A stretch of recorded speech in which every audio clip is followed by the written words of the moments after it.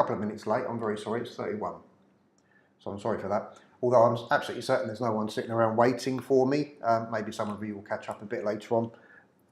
I've had a bit of a stressy morning, if I'm honest. I got here an hour early and realised that the microphone setup that I was going to set up actually didn't work for a particular reason, because I need 2 screens here plus this screen here.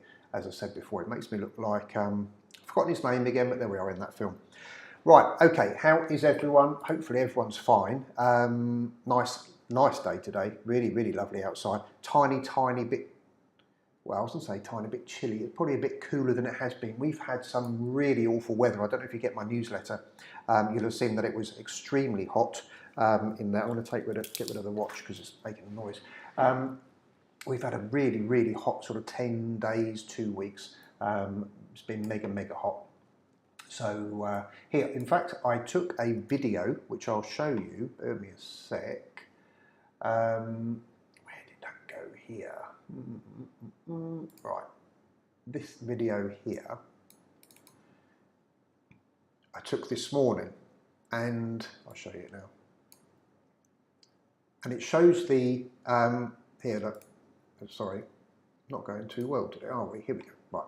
So, shows the Kalima. You can see the Kalima and the sand in the sky, but it also shows us something else, which is a little bit interesting. Morning Reeds from Leeds are here, and Jawar says hi. Hi guys, look at that boat. So I thought, oh right, okay, probably as a lot of people thought, Russian oligarch or something like that, trying to get away from having their boat impounded. Well, it turns out it's actually, and this is really interesting, because if you fancy a go on it, you got that there. It's actually called that boat is called the Le Dumont de Rêve. So if you fancy look at that, it's absolutely amazing. And it's set, I had a quick look here this morning. 92, I thought it said 95 decks, up to 184 people. I mean, that's a heck of a boat, isn't it? Yeah, I thought I saw something there about saying it had 94 or 92 state rooms. So I suppose that means it's 92 rooms. I don't know.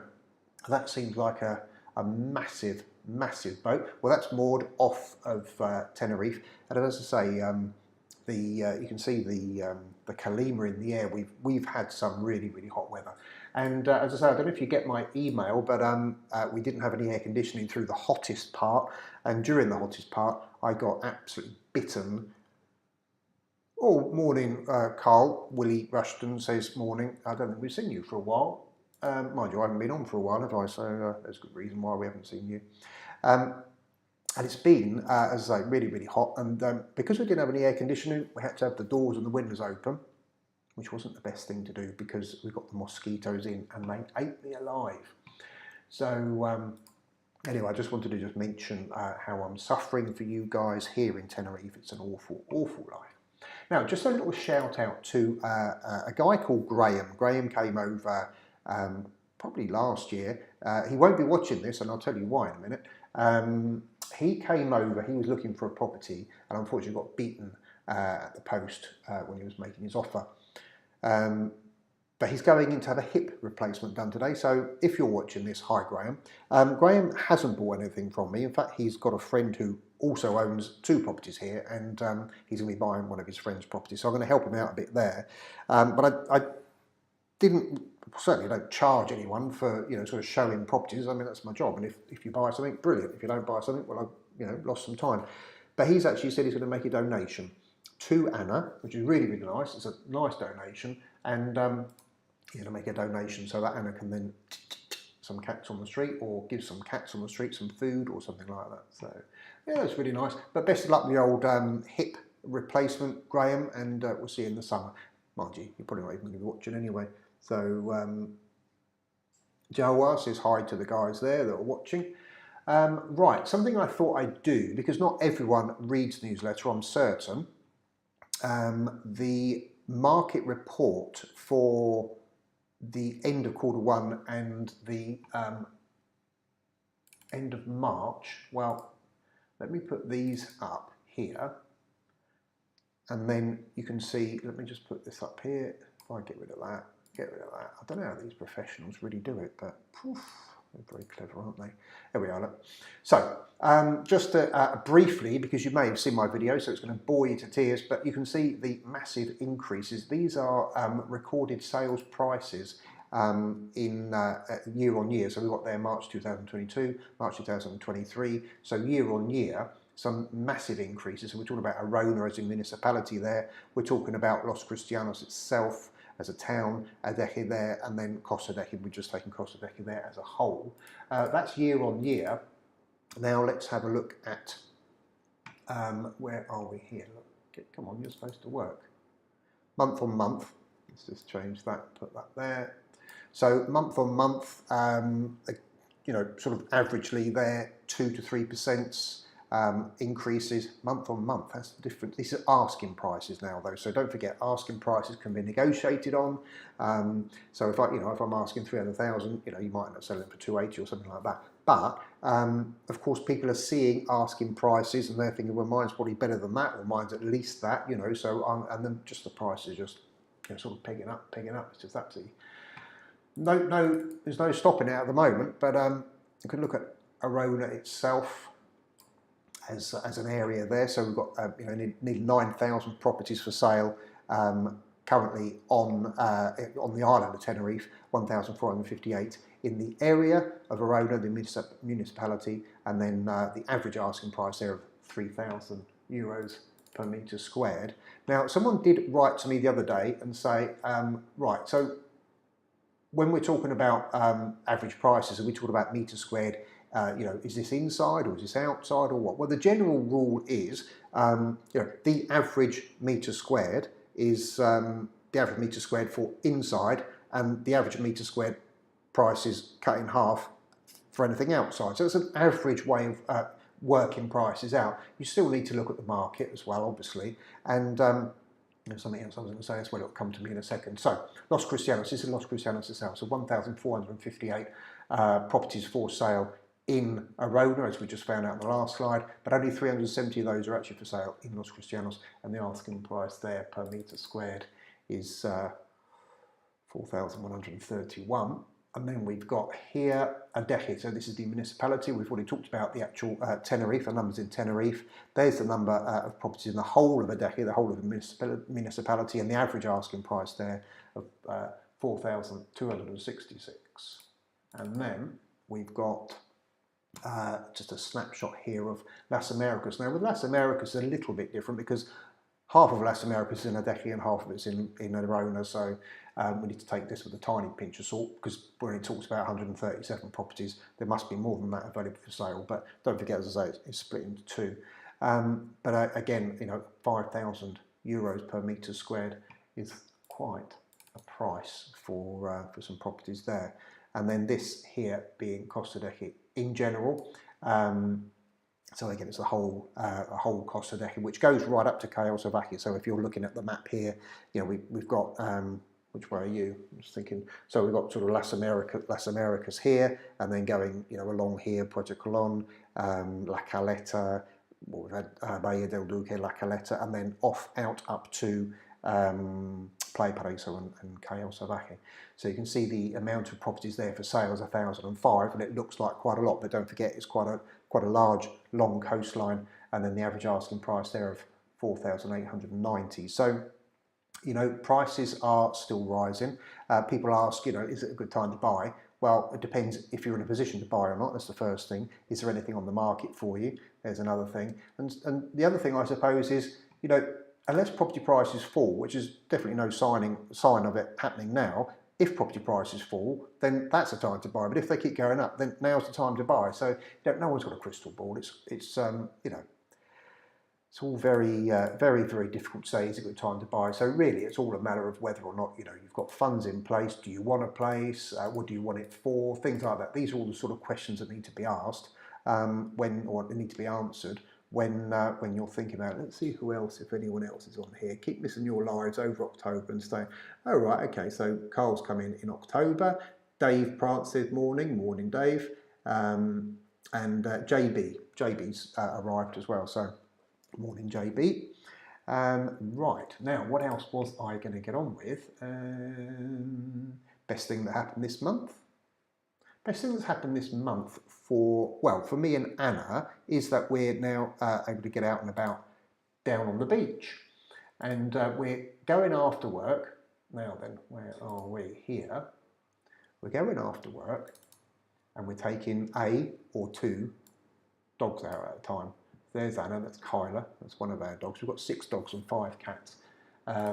This is the last one we took out on, where was that? That's Los Cristianos. You can see it's Playa Las Vistas. Oh no, you can't see anything, can you?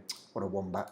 Right, that's Playa Las Vistas, that's Santi. We took him out probably about 2 nights ago, took him down the beach, but he is not allowed to go in the sea because you can see from his hair, really nice, long, dark hair, but grey hair, but he does need a good old clean. If he gets any of that sand in there, well, it's a heck of a job, and Anna is the one that does it, so Anna is the one that says he is not going in the sea, and that's Kyla. That was a few days beforehand, so we took Kyla down. And last Saturday, we'd gone to El Médano. If you know El Médano, it's where the mountain is, where they do the windsurfing and the kite surfing and things like that.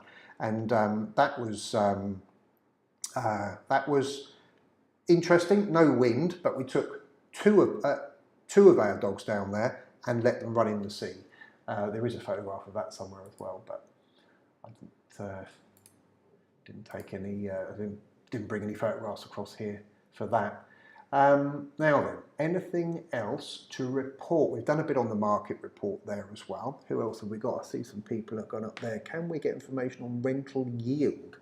Well, yes and no. I mean, yield is all about, how much you pay for it, and how much the Tony Ward says hello. I don't know if that's Tony Ward that I know. Tony Ward, if you are the Tony Ward that I know, used to live in, I can't remember the name of the complex now, but the villa's up there. I'm sure Tony and Ward is a very, very regular name, so it's unlikely that it's you. But anyway, if it is, hi.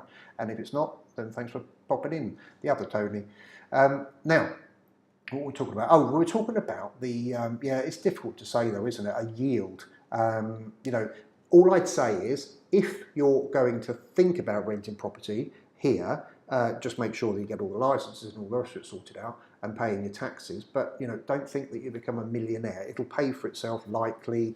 It'll likely give you a couple of free holidays as well. But an average yield, no, I can't really, because it depends on your running costs. It depends on how often you rent it out. It depends on the condition, whether people like it, whether they're going to go and rent it. If they don't like it, they're not going to rent it, so you're not going to get much more in return. So, who's this? Robert says Costa del Silencio is, well, it is growing. It's a lower priced area, Robert. So people are going there as well. So yeah, prices are increasing. There's still, I think, Arona itself, the municipality or the council, they need to do something there because it's still in certain areas a bit run down. So it'd be nice to see them investing some money in that. Prices are going up there as well. Not as ridiculously, but also bear in mind those figures that I just showed you there. Costa del Silencio's in Arona, so that's all part and parcel of the increases that have happened. So that's that. Recently, so they're coming over in October, November, so they want to call in and say hi. That'd be nice. Not you, Tony. Sorry, but thanks for coming anyway. What type of dog is the bulldog-looking dog you have? We don't have any sort of bulldog-looking dogs, Robert. We have had bulldogs stay with us because Anna sometimes looks after some friends' dogs, so maybe there's been a photograph with that dog in the background or something like that. If you're following on Facebook or something, then maybe that's what you've seen. But we don't actually have any bulldogs. Anna used to be part of a bulldog protection society, and there were loads of photographs of her with bulldogs then, but actually, as it stands at the moment, no, we don't actually have any bulldogs, and we're not having any more dogs. That's what we keep telling ourselves, even when we get older. Now, I think this lot, when we just talk about dogs, this lot will probably, almost certainly, 2 of them will probably die this year, although they keep hanging on. But, we think to ourselves, well, as they go, then we'll get more freedom to go on holiday, because having people come and stay at the house, looking after 6 dogs and 5 cats is I'm not saying impossible, but I mean, we don't want to ask just anyone. Well, if any of you lot want a free holiday. No, I don't, I'm only joking. Um, yeah, send your inquiries along to this email address here. No, it's very difficult though, isn't it, to better trust that your dogs are going to be looked after. Not trust people in the house, but I'm talking about, trusting what's going to happen to the dogs. Are they going to suddenly run out? We've got 2 doors specifically done for before they go out onto the road. So, it's unlikely they would escape, but it's still just a bit of a worry, isn't it? So, yeah, we don't go on holiday or anything like that. But as soon as they start leaving us, we will be going on holiday. We might be even doing the buying the camper thing and taking the 3 or 4 dogs that we've got and then just let someone feed the cats. That'll be all right, and let someone feed the cats. Okay, a little bit of history if anyone's interested. A couple of photographs came up. Where am I now? Here. A couple of photographs came up recently, and I thought, well, I'll just show you if you're interested what we got. So, anyone know I'm sure you do, but anyone in Los Cristianos, there's the house with the arches like that on the beach, Casa La Peña, I think it's called. Well, here it is in this really, really old photograph. That there, I don't know. I mean, there's obviously nothing here now, so that's gone a long time ago. But this here is the house in amongst. Look at that banana plantation. Isn't that amazing? I think I just think it's just absolutely amazing seeing things like this. That whole place there. You can see the rock over here on the left-hand side, but that's the rock there that splits us in Los Cristianos from Palmar there. But here, I thought I'd just grab some photographs anyway. Now you can see there's no very little banana plantation left there, you see, here and here. There's a car in front, and then some, it doesn't look dilapidated, but it certainly looks like it needs some work doing to it. But I suppose it's right on the seafront there. But look at that, the car in front there goes along and the road in front. So there was a road in front, which there are photographs of that as well, but I didn't manage to find any. But Reeds from Leeds has just said, have a beer. I don't know how, that's very nice of you, but I don't know how I would cash that in. Perhaps I don't know. That's very nice of you. Thank you very much, Dave. Here, look, inside. So we've got inside the actual house there, and look at that complex there. If you've been to Los Cristianos on holiday, I can't think what that one's called now. It's not Costa Mar. I don't think it's not Costa Mar because that's further on. But even that's not built there, is it? But look at that there. Isn't that amazing? Or maybe it must be built actually. It must be behind that pillar. And then we've got another one of people inside. Here's something as well, which I'll go over next time. I don't know if you can see in the background there. There's a factory. I don't know if I can. I mean, it's a terrible, terrible photograph. Terrible photograph. But that there is a factory, and they used to have a factory there. There've been 2 factories actually in Los Cristianos on the well, certainly that one there on the beach, and I've got photographs of that. So maybe I'll do that next time on our little history lesson. No, there we are, there's another car in front, bit better picture there. Amazing, isn't it? I think, all this sort of history thing, I love all that. Look at that old ladder as well. I know it's a ladder. I don't suppose they're building that. I suppose they're just renovating it because there's not much in the thing. But that was just, as I say, one came up this week. Now look here, this is what it used to look like. And if you've been recently, you'll see that it's all got corrugated iron all the way around it now as well, so bit of a pity that it's all over like that. I mean, what would you do if you had that? It would be absolutely fantastic, wouldn't it? As a private house, I know, but absolutely lovely as a bar or something like that, sitting there right on the beach. So yeah, I thought I'd just go through that. Now we've done the boat. I'll tell you what I haven't done for you is I haven't shown you the beach this morning. It is really, really nice today. Really lovely outside. The sky is as blue as you like. Yeah, as I walked into Los Cristianos today, I thought I'd do a little video. So this is on the beach here. So the boat is just the other side of the harbour wall. So the boat I showed earlier is just the other side of the harbour wall. But I don't know if you know where you are here, but well, if you've been here, you'll know exactly where you are. So yeah, just on the beach there. Looks like something's going to be happening over the weekend there with the old barriers there, a few barriers around. So maybe there's going to be a bit of a sing-song tonight or something like that. So that'd be nice. Marty Mess says hi. Daniel says, Daniel, thanks to last time, Simon. Thanks to that. We're heading today to Tenerife again to complete purchase of our dream apartment. Might pop in and say hello. It's okay, Daniel. And if I saw a property I was interested in being sold by another agent, could you approach the owner to be the agent? Yes, I would, Tony. That's something that I do. If you're thinking about buying a property and you see a property that you like, then you can send me the link on the email address, which I'll put up here again. You just contact me on anything. I mean, you know, if you don't know any of the contact details, then you can just go to a website that I've set up called contactsimon.com, and that has any means at all to get hold of me. And if you're thinking about buying a property and you and I haven't got it on my website, send me the link and I'll get in contact with the agent or the owner and then see if they want to be able to do a deal for you. So yeah, that's very nice of you. Thank you. Yeah, that's the way to do it, Tony. Very nice. What else have we got?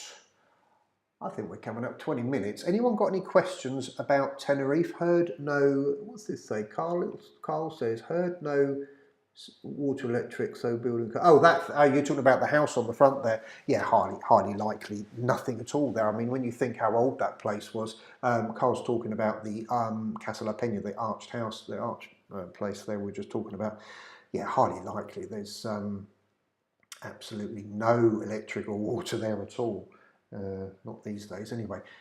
Dominic says, hope you're well, Simon. I am, thank you. The link to email wasn't working properly. Probably me, right enough. Well, the link is simonsg@tenerifepropertygroup.com. That's my email. But if you go to the website, www.contactsimon.com, it's as simple as that, contactsimon.com, then you'll see all of my, just going to see if I can put the website up here. Here we are. contactsimon.com. There we go. So there you can see latest 10 listings, download my buyer's guide, my seller's guide. There's the channels that you're on now anyway. So a bit of information there, and everything you need to get hold of me is written on that. So so if you need me, phone number as well, text me, WhatsApp me, whatever you like. So hopefully that'll work for you, Dominic, thank you. I think I've answered all of those. Now, I'll tell you what I did have the other day. It was a problem with Facebook chat, because people are on here as well from Facebook, and I cannot work out how to do that. I just need to do some practice, don't I?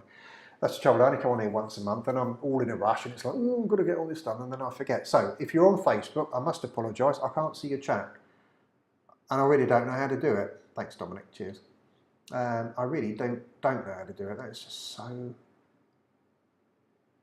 annoying. Will we need a Spanish bank account to pay for a property? Right, okay, so Martinez says, will we need a bank account to pay for a property? Okay, if you're going to buy a property and you're if you're going to go through me as example, and you're going to buy a property, I will refer you to a lawyer. That lawyer will work on your behalf. That lawyer will make sure the property that you're going to be buying is legal, and that, you know, Mr. and Mrs. Jones, who say they're the owners, are actually the owners. And if everything goes through okay, then you will then transfer the majority of your funds to her account, and then she will then distribute the payment, because not, you know, if you're buying something for 200,000 euros, she's not going to take 200,000 euro check and just give it to them. She'll actually say, right, well, we need to hold that bit back for the tax for the sellers, because, you know, we can't rely on the sellers once they've sold. They might be leaving the island. We can't rely on them to pay their taxes, so the lawyer will hold that back. If there's any outstanding debt, for example, they haven't paid community for 2 months, we'll be holding that back. maybe there's an electric bill that's not quite paid off the last month, hold a little bit of that back. So then they'll get their €175,243 check or whatever. Now that money would go into her account so that then she can then deal with it. So you don't have to have a bank account for that. But what you do have to have a bank account for, though, Martinez, is what's your real name? Because it looks a bit confusing. I mean, it looks like Martinez, but it's not, is it? I can see. Anyway, I digress. The real reason you'll need a bank account, of course, is to run your property. So you'll need to make direct debits to the community, if it's on a community. You'll need to certainly pay electric and water. You'll need to pay your property taxes, you'll need to pay your non-fiscally resident taxes, so all of those things need to come out of a bank account. Now, it can come out of a bank in the EU. I'm going to turn this down a tad because I see it's going a bit orange. If you're in the EU, then you can get a bank account, maybe even from your own country. But some countries are thought of or are not dealt with particularly well by some utility companies. So, for example, I've got clients from, I can't remember where they're from now, up near Finland, can't remember the name, but it's not Sweden or Switzerland or anything like that. Doesn't matter. But the utility companies won't use their bank, so they did have to open a bank account here. So that's something that you have to think about. Depends where you are, but you don't just to buy a property, no, but to run a property, yes you do. So hopefully that's answered. Oh, Marta, thank you, Marta. Okay, hopefully that answered your question, Marta. You say thanks, so hopefully that's the answer. Matt's there, Matthew Jones. Hi, Simon. There don't seem to be many properties. You're right there, being added recently. Yeah, you're right there. Are there peak months for property listings? Right, no, it's okay. There are peak months for people to buy. So before, and I'm going to say this now, before COVID, the general rule was the busy periods are going to be between October and March, something like that. So that would be the busy periods for sales. So an agent probably ought to say, look, it's August, it's not really worth putting your property on now. Maybe put it on in, September, ready for when it starts getting busy in August. Now that's that's the sort of thing that could happen. That properties would be put on the market maybe in September, ready for October onwards. But at the moment, it just seems that there have been so many properties sold. There's very, very little on the market at all. It's not just Los Cristianos. You say about Los Cristianos there, Matthew, but it's not just Los Cristianos. It's all over. It's ridiculous. Property prices are skyrocketing and there's very little on the market. So, to an extent, that still means, how I imagine it, very little on the market, property prices going up. Well, if there are people out there willing to pay those prices, then property prices can stay at that level or increase even more. If your neighbour's selling theirs for $325, you might say, well, they've just sold for $325. I'll try at $350. I mean, that's, I guess, how it works in people's minds, and so and that's how it just goes up and up and up. So I'm absolutely certain. So no, it's not anything random. There is a distinct lack of property on the market. We've got clients ready to buy, but we just can't find them anything. And it's not necessarily because they haven't got the money. I mean, we've got clients, some Polish clients came in the office the other day, €300,000, and they're quite happy with the one bed. I'm sure there's something out there, but when they find it, it'll be horrible or something like that. But it's just very, very difficult. I mean, I know their problem is they only want one particular town, but nevertheless, it's still just so few properties. What about bank mortgages, 50-60%, German national? No, German, it doesn't matter if you're German, French national, doesn't really matter. If you're not fiscally resident in Spain, Jawa's just asked, I don't know if anyone can see this, what about a bank mortgage of 50 or 60% loan to value? I suppose that's what you're saying anyway, or 60% of the loan. If you're a non-fiscally resident, then yeah, I mean, they're only going to give you probably a maximum of 60% of the loan to loan to value on the property. It's a high risk for them because they have no means of getting hold of you and just hope that the property is going to be okay. If what I'm talking about, if you default on the mortgage, so low loan to values. That's the thing. But it is possible though. Yep, German nationals, so you'd be fine with that. Daniel says, indeed, we did not have to make a Spanish bank account. Okay, right, so Daniel lives in Finland. Okay, so there we are. So he says he's as long as your bank account has euro facilities, then you can have that. I've been told that there's a lot of people from East Europe, Ukraine, Poland, but yeah, absolutely. I mean, he's saying there that people are actually an interesting point came up this week. As I said before, there are plenty of Eastern Europeans that would just rather buy something here and even pay over the odds for it, at least know where their money is, rather than in a bank over there that, you know, in Eastern Europe, if they're close to Ukraine, you know, in a bank that perhaps could go pop, as an example. Now, apparently, certainly in Hungary, because this is where the message came from, because we have a client in Hungary who's just bought here, and she said that the government, and wherever you are in the world, whatever country you're in the world, the government will support the bank. If the bank goes down, it'll replace your money up to a certain limit. Well, Hungary have reduced their limit from 250,000 or something like that euros to 100,000 euros. So if you've got more than 250,000 euros in your account and the bank goes bang, then the government will only pay you back 100,000 euros. So, you know, to a certain extent, you're better off just for them putting it in bricks and mortar, and we're better. I mean, you know, Tenerife's a great place to be. You can have the sun, it's reasonably safe, and from all this business in Europe anyway, when I'm talking about reasonably safe anyway, so. Yep, that's that. Okay, now that I thought I had one more video to show you guys. Where did that go? What was I going to do? Oh yeah, what am I going to do this afternoon? Well, because of the heat wave that we've had,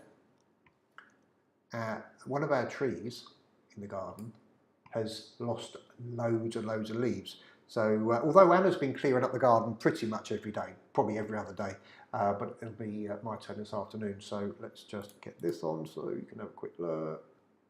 That's our garden. There's the tree there. So all the leaves are all missing off here, and these are tiny, tiny little leaves here, really tiny. So they go all in the garden, and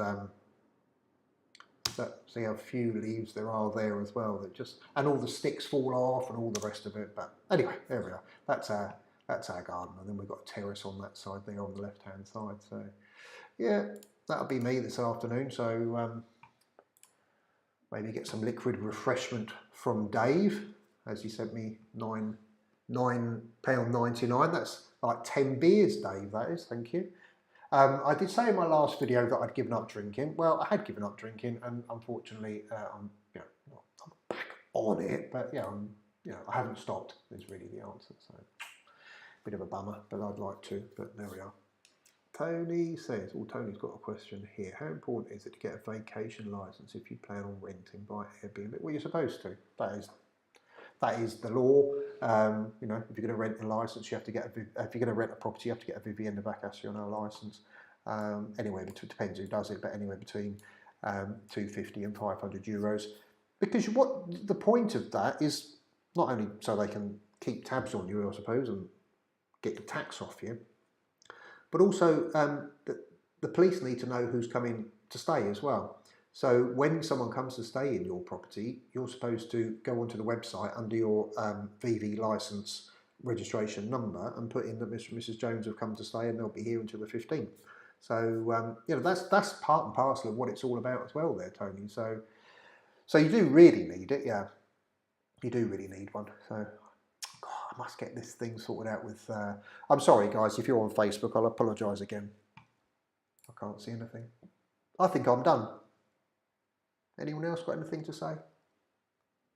I would just say have a lovely weekend. I will see you in the next video. Oh, if you're interested, I'll tell you what, I'm very likely, I've got someone coming in half an hour for a chat, and then I'm going to go and have a look at that boat if I can. So if it's still there, I'm going to do a little video. I'm going to walk up to the harbour wall and just have a look at the boat. So it'll be an interesting thing anyway. So, okay, that's me done. No one else saying anything else there. So what I'd say is have a great weekend. See you next month. Got any questions? Contact simon.com. Okay.